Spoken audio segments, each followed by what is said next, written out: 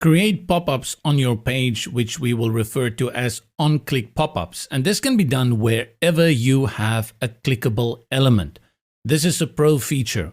I'll use a button element in this instance. Select to interact with it, and from the toolbar at the top, select the link.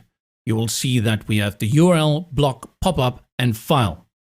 This will be the same for all elements that can be linked within the builder.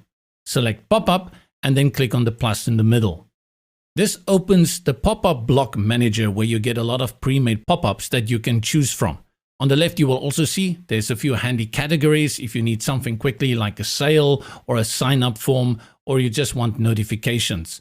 Let's stick with this sale, and I'll choose this one over here that says 10% off. This will bring in the pop-up, and it will populate it within this screen from the options toolbar. If I want to use a different pop-up, I will delete this by clicking on the X and then click again on the plus to open the manager. Let's select sale again, and I'll choose this one with the countdown. To edit it, you have to click again on the thumbnail in the pop-up. This opens the Popup Builder, which for all intents and purposes are very similar to the builder. A quick overview is that we have the background here, which is this transparent area, and then we have the canvas for the pop-up here in the middle.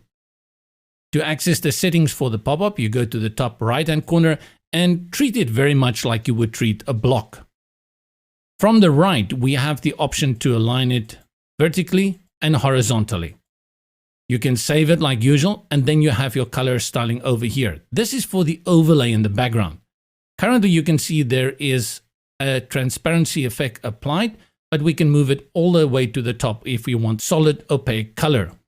If you want to bring in an image, you can do so. In most cases, you're probably going to stick to a color or no color at all.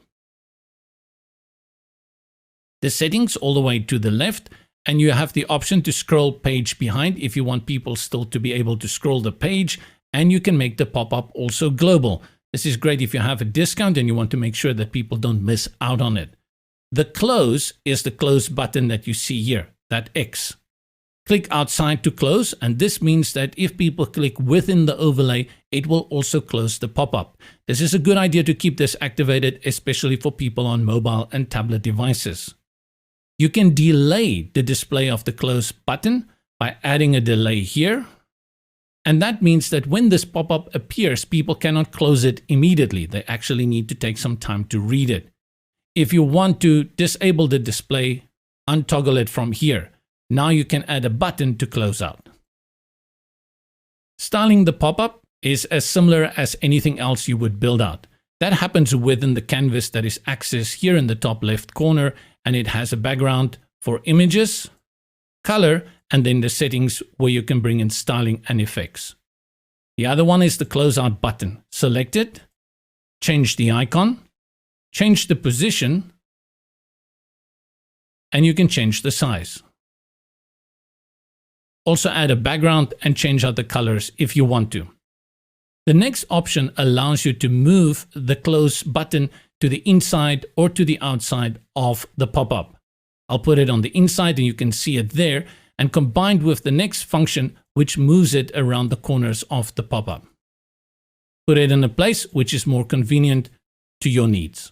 Once you have done editing the pop-up, go to the top left-hand corner and select Go Back, and you're back in the main builder.